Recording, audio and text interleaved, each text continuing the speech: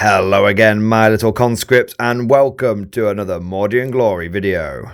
In today's episode, I'm going to take you through, step by step, my tournament Recon in Force Imperial Guard army list. You see, some people think that a Recon army should be sneaky. Some people think that a Recon army shouldn't have any heavy armor. But those people are fools, blinded by the truth. And the truth is that Recon Guard should have the heaviest of armor. And so come with me on this voyage of discovery as I explain the method behind the madness and why you should be taking big old guard tonks in what is meant to be the pure infantry detachment. And without further ado, there's only one way to end this intro and get into this video properly, and that is with one of the most immortal Imperial Guard quotes. "All guardsmen, follow me to glory!" Attention guardsmen, the Commissariat has detected you have not yet liked this video. Do so immediately or else you will face the Emperor's wrath. And anyone who has not yet subscribed to the channel will be transferred to the penal battalions. That is all. Move out!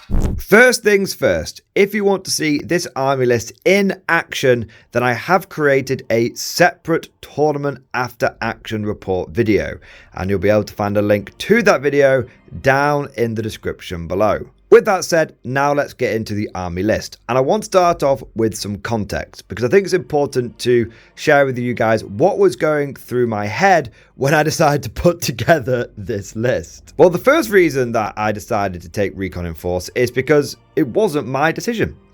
I do a lot of live streaming. We've got a really active and loyal live stream community, lots of regulars and lots of new blood coming in all the time. And I did a poll on what did you guys want me to take to my next tournament? And the response was pretty overwhelming. You guys wanted to see Recon in Force. In fact, I want to do a shout out not just to the live stream community in general, but also to Cosmic Drew specifically, because he did some pretty big support to make sure that this was the next list that I ran. So big thank you to Cosmic Drew, he's a good lad. So with my orders received, I now had to figure out how I was going to make Recon in Force happen. But I suppose I should probably explain what the hell Recon in Force actually is. So the concept is, you take the Recon Guard detachment, which gives you the benefit of cover on your infantry and walker units. And if you already have the benefit of cover, then you get another +1 to your save. You then combine this detachment rule with the Baneblade's unique ability, Rolling Fortress, which gives any unit that's basically around it the benefit of cover. And you use the Baneblade to get the essentially +1 to your cover save from Recon on any infantry that are fighting around it. In theory, it's a nice little trick, and it means that as long as you've got a Baneblade alive, and it's basically the thing that's up front taking the damage, then the infantry behind it become a lot more durable, and you don't have to hop from cover to cover, you can take your cover with you. So that's the general concept of Recon in Force, but my job was to take that from a theory and turn it into a reality. And well, this is the list that I came up with. And so let's get into the nitty-gritty details. Starting off, of course, with the Infantry Corps.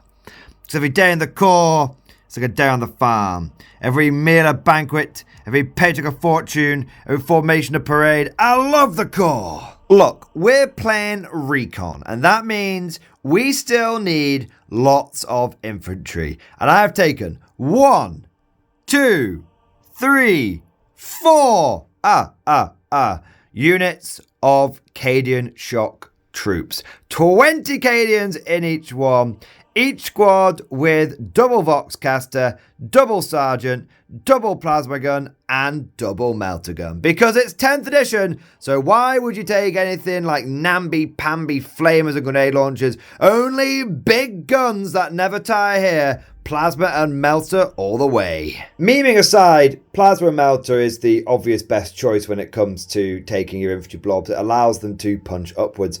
And especially when you're not in combined arms detachment, which means you don't have lethal hits, you do really need to be taking those weapons with a little bit of punch in them. The role of the infantry in this list is the role of the infantry in pretty much every list. It's going to be doing some screening against assault units. It's going to be moving on to objectives, scoring those primary points. And even though these are big blobs, I have no issue with moving them on to objective and doing a bit of cleanse. Because whilst it's nice to have some guns with a little bit of punch, obviously the main punch is coming from somewhere else in the list. So if I need to have a unit that can do a little bit of objective play, whether it's actions or whatnot, I am happy to have my infantry corps doing that. The infantry corps is the solid foundation on which all guard armies should be built on. But in Recon, we actually go a step further, because our infantry is actually pretty durable against a lot of shooting armies. The fact that we just get permanent cover all the time, and then if we already have the benefit of cover, we get another +1 save on top of that, means you can have guardsmen on a 3-up save, which is very nice. Now, you can normally get a 3-up save from doing take cover, but with take cover, with cover, but this means we can have a 3-up save and not compromise on our firepower or our maneuverability. We can still have take aim, or we can still have first rank fire, second rank fire, or we can still have move, move, move. We get the defensive bonuses and we get the offensive bonuses, which is really nice. And then of course there's another layer to this, which is the stratagem layer. Many of the recon stratagems can only be used by either platoon or infantry or regiment units, things like tanglefoot grenades, things like the precision, so you can have precision on the whole blob, and then you've also got the reactive move. All of these things require infantry or platoon units, and so making sure I've got a lot of those allows me to access the full power and full suite of options within my detachment. And then at the end of the day, I just really love taking infantry, and I pretty much never leave home without taking at least 4 blobs of infantry. Yeah, I know people saying, oh, 10-man squads are more efficient these days. Oh, blah, blah, blah. Pish, pish, I say. You want your blobs of infantry. We're playing guard. What are we doing here? Big bricks of infantry, big platoons. That's my style, sir, and that's what I like to run. The only time that I'm not running big bricks of infantry is if I am running lots of infantry inside chimeras. But one way or another, I am having a good infantry corps, and I'm making sure I've got that foundation in place, because it allows me to then move on to some of the bigger and bolder elements. I am going to blue ball you all a little bit. We're going to get to the Baneblades at the end. Before that, of course, we have to look at some of our support units. So I've taken a couple of squads of mortar teams back here. So these are Katachan heavy weapons squads with mortars. I always take a little bit of indirect fire. This is probably the bare minimum that I would take. Normally, I like to go for a couple of artillery teams, something with a bit of punch like those heavy mortars. Or if I'm going to take mortars, I'll normally take the big 3, the full mortar pit, as it were. But I have to admit, I have no idea why. I was struggling to get all of the artillery that I normally like. So I went for a bit of a compromise and I decided, you know what, I'm going to go for 2 mortar squads. It's the absolute bare minimum, but it still allows me to target things that I can't see. And honestly, I'm really glad that I took these mortars. In pretty much every game that I played with this list, the mortars always served a really valuable function. Also, it's important to note that there's actually a surprising uptick in Dark Elder players in my area. Every time I seem to go to a tournament, there's some Dark Elder players knocking about. It's because the Codex has just come out, I suspect. And mortars are just so good into Dark Elder. They're not bad into other things like Marines. I'll happily have my mortars just fire into a squad of Marines over the course of a couple of turns and wipe out a little 5-man squad or something like that. Fighting into other units, other factions, but there's always some little shit muncher squad that's sitting on objective trying to stay out of line of sight, and having a couple of mortar squads, Yeah, it might take them a couple of turns to do the same job that maybe a couple of artillery teams might be able to do in one job, but in one turn. But that's fine. I'd rather have them. I honestly would rather have them in every game that I played with this list. If I hadn't had my mortars, I would have been in a much worse position. We've also got a single Scout Sentinel. I love putting a single Scout Sentinel in all my guard armies because it's a really cheap unit for scouting forward and getting some of those early objectives which you might not want to overexpose yourself on. Good example is extend battle lines.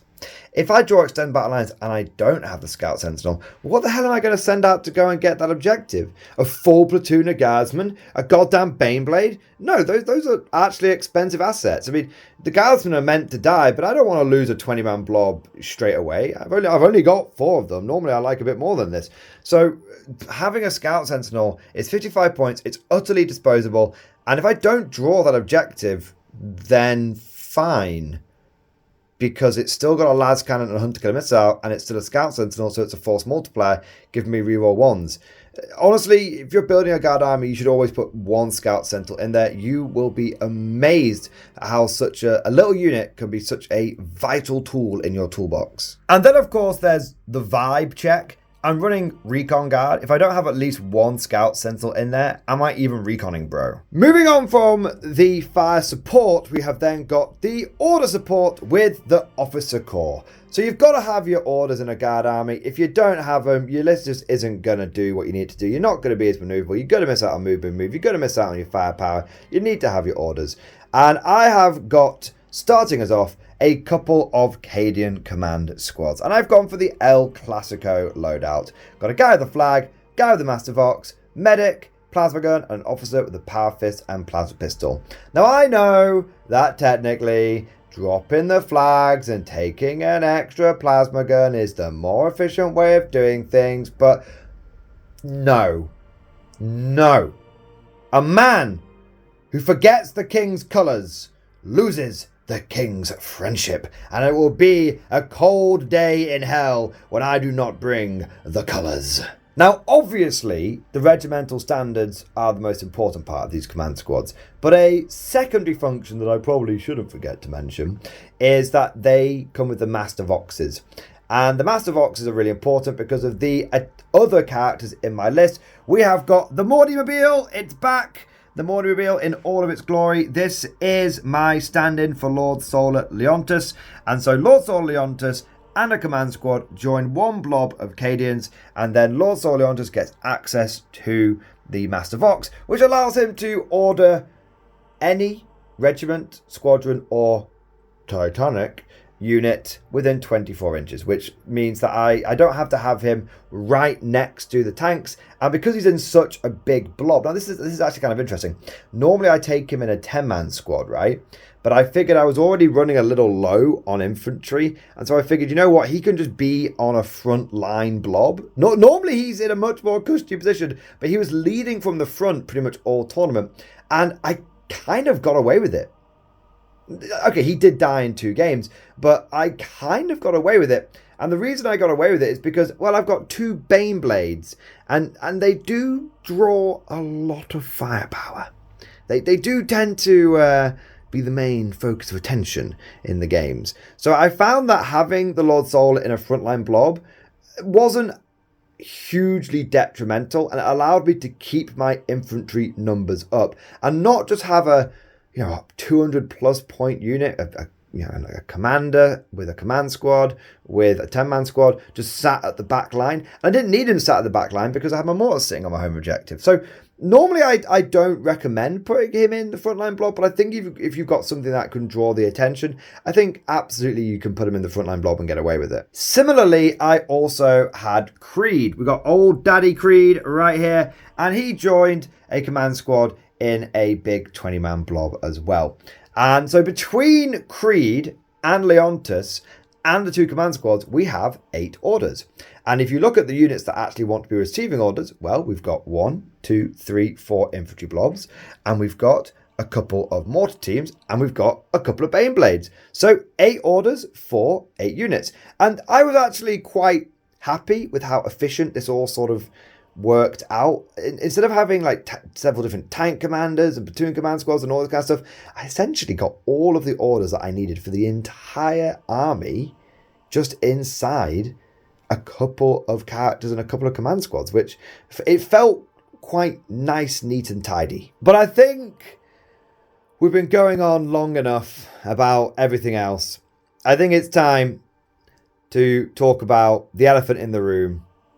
The 2 tech priests. Okay, no, fine. The Baneblades. It is the Baneblade! Originally, when I wrote this list, and when I was cooking up this list, I only intended to take 1 Baneblade. Because the idea is you take a Baneblade in a Recon detachment, and that sort of makes the whole Recon in Force malarkey. But as I was building the list, I had my infantry, I had my indirect fire, I had my Baneblade, and then I was looking for some more fire support. And I was going for something like 3 squads of armoured sentinels. And I was looking down at this and I was going, so I've got 3 squads of armoured sentinels, that's like 390 points. And I had like 30 points left over. And I was like, that's like 420 points that I've got in the bank here. I'm very close to just taking another guard super heavy.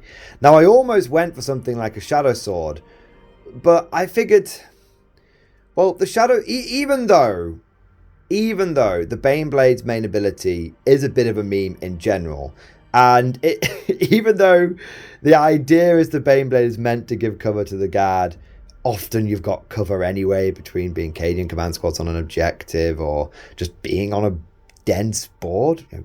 10th edition is just full of terrain, so you often find you don't really need the Baneblade's cover, but it's a nice tool to have in your back pocket. So I thought, I probably, I could go for like a shadow sword or something like that. That would be cool. But, and full truth moment, it just didn't feel right. Even if the Baneblade's ability is of limited usefulness, and I would be way better off taking 2 Bane swords or Storm hammers or something like that, it wouldn't be right, because then I wouldn't be taking the whole Recon in Force. Because the whole thing with Recon in Force is meant to be you're taking the Baneblade because that synergizes with the detachment rule. And I can tell you, like, right now, I'm getting a little bit ahead of myself. So I can tell you right now that I didn't really get much use out of the Baneblade rule. And if I was to build this list again and to do it, quote unquote, more efficiently, I would still take double super heavy, but I'd probably end up going for double Bane sword instead, because I think that's probably a better super heavy. But it wouldn't have been right. It wouldn't have passed the vibe check. It wouldn't have been Recon in Force. And I know what the comment section would have been. The comment section would have been, Mordian, you make a good point about other super heavies being better and the Baneblade's ability not being actually that useful even inside Recon. But it's Recon in Force. It's a Recon Baneblade. It doesn't. You should have taken the Baneblade. So I had that thought at the back of my mind, like, what is the vibe check? What is the right thing to do? And so I actually ended up rearranging my artillery slightly. I took out the artillery teams, saved a few more points, and actually managed to get double Baneblade in the list. Now, I've said the reason I went for double Baneblade is because I honestly looked down at like 6 armored sentinels and just thought to myself, even with the hunter killer missiles taken into account, that's not as much firepower as a Baneblade. And yeah, whilst there's technically more wounds in those Recon sentinels, they're not as tough. And they're not as tough. So I ended up just putting the armored sentinels away. I thought, I don't want to take the scout sentinels because that's not going to give me enough firepower. So what's better than 1 Baneblade? 2. And it really, really does lean into the meme of Recon in Force. And so, in summary, I knew I was taking 1 Baneblade. I started spending a load of points on non-Baneblade fire support and realised I might as well just take another Baneblade. And so here we are. got a couple of tech priests for them as well. And so these two units with their tech priest support represent 990 points, just under half of my army. Now, I know some of you are going to have questions around how effective was the Baneblade over something like the Bane Sword. And I've already touched upon how its ability was a bit of a nice to have, but ironically didn't really synergize that well with Recon detachment in the modern terrain-filled battlefields of 10th edition. But how did the Baneblade perform on its own merits? I have to say, really well. Yeah, I was surprised too. I was really surprised too. But the Baneblade cannon, it spiked for me on a number of occasions. 2 times in the tournament, it rolled 17 shots. I never got the mythical 18, but it rolled on the 3d6 17 shots and just obliterated it because it's flat damage 3, right? It just obliterated it. And also, all the lascans are great, all the heavy bolters are great, and you kind of forget how much volume a Baneblade puts out in comparison to some of the other guard super heavies. Like, you take the Shadow Sword and it's like D3 plus 1 shots, and they're really good shots, but then you're missing out on the Demolisher Cannon and the Auto Cannon. And then you take something like the aforementioned Bane Sword, which is the same points as this, and yeah, it's getting a reasonable number of shots, but it just doesn't quite have the same potential of volume. And so I actually found that the Baneblade has really gone up in my estimations as a go-to guard super heavy. And the big thing, I think it's not just the fact that the main gun has potential for so many shots, plus the fact you've got the autocannon, plus I think it comes with a heavy stubber as well, which the other ones don't. It's the Demolisher Cannon, man. Because it's a proper Demolisher Cannon. It's not a wimpy Lehman Russ Demolisher Cannon, which is D6 plus 1 shots. It's a proper old school, unnerfed, it's a full fat Demolisher Cannon, which is humping out those big D6 plus 3 shots. And oh my god, guys, it felt so good. Like, actually insanely good to have the Demolisher Cannon back at its former glory.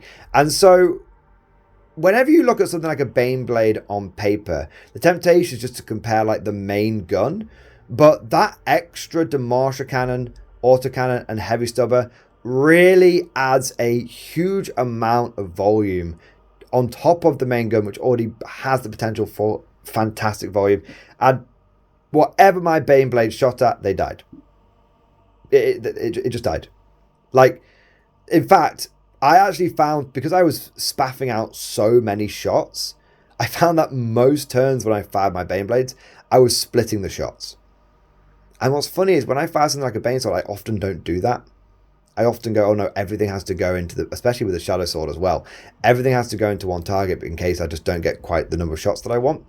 So just being able to split fire meant that most games, my Baneblades were actually killing not 1 unit a turn, but easily killing 2 units a turn, sometimes even 3. Because what I found is I would have the 2 non-command blobs go forward first, screen the Baneblades, and then take the charge and get munched.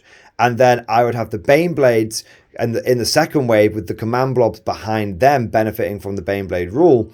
And so the enemy would expose themselves to kill, like, you know, the 2 20-man Garrison blobs, and then I'd be able to start cleaning them up with the Baneblades, wiping out like 3 or 4 units in a turn with the Baneblades alone. That doesn't even take into account the other firepower that I would have. So yeah, Baneblades are great. Their firepower is actually legit, and I would happily run double Baneblade again. Having said that, I am really curious, because like I said, I didn't get much mileage out of the Baneblade ability. I am really curious about if I ran this same list, but took the quote-unquote better super heavies, like the Bane Swords or the Storm Swords, if that would be better. Because I could pretty much do a straight swap, because Bane Swords they're the ones with the armor obliteration, right? And just they're a straight swap, they're 450 points. So I do wonder if I just did the straight swap, how this list would feel and would it do any differently. My instinct is actually to say it would be 6 of one, half a dozen of another, because whilst the Bane Sword main gun is better, I think that Demolisher Cannon, that unnerfed full fat Demolisher Cannon, is doing a lot of work to make the Baneblade be worth its points. So I don't know if I would massively see much of a difference, but I'd be curious to try it out and see what the difference felt like. But you know what? That just about covers everything. This list has got infantry, it's got indirect fire, and it's got 2 big ass Baneblades. And I have to say, it was so much fun to run, and I would absolutely run this list again. I took this to an RTT. No kidding, I would take it to a GT. I would happily take it to a GT. And I will say this, it's a bit of a stat check. There are going to be some games you go in and the enemy just can't deal with double Baneblade. And there are going to be some games where they absolutely can and you fall apart. But this list was fun to run. It was a very low pressure list for me as the player running it. It was all vibes. It was all good. But it had enough vibes to feel fun to run, but enough power to feel like I wasn't just basically being an NPC in someone else's game. But of course, all of this is just like my opinion, man. Let me know what you guys think down in the comment section below. What do you think of this list? How would you change it? Would you keep the double Baneblades? Would you swap them out for some other super heavies? And do you want to see me run this list at another tournament? If you do, then let me know. If you enjoyed today's video, don't forget to smash that like button. It's a great way of supporting the channel and it massages the YouTube algorithm. And if you want to see more content like this, and I am planning on getting back on them tournaments in a big way, then make sure you subscribe to never miss an episode. Would you like to know more?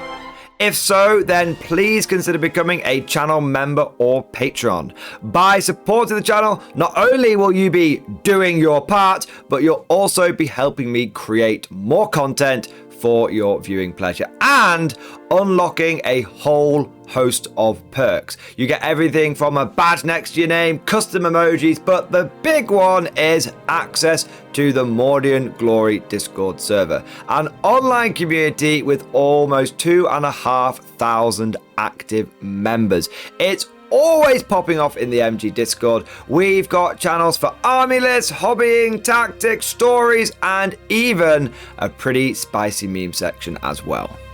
For all you greenhorns that wanted to see the Mordian glory hole, today is your lucky day.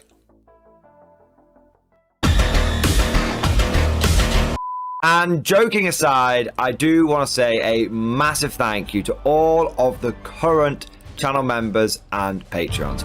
You guys are amazing, truly the lifeblood of the channel. I could not do Mordian Glory full-time without the incredible and generous support of my members, so thank you guys so much. And last but certainly not least, I want to say a personal thank you to all of my top tier Patreons. These are the War Masters, the people who have truly gone above and beyond the call of duty. So a heartfelt thank you to Redfield, 32, Jurgens, Miasma, Try Again, Bragg, RJ, Scorpion, Bonbon Vert, Lord Pryor, Nicholas Walsh, John Stubbs, Guardian, Varney, Sword, Fish Trombone, Picklock the Forged. Seriously guys, thank you from the bottom of my heart. Your support is incredible and it makes a huge difference. Thank you so much. That's all for now. Hope you've all enjoyed today's video, and of course, as always, see you guys next time.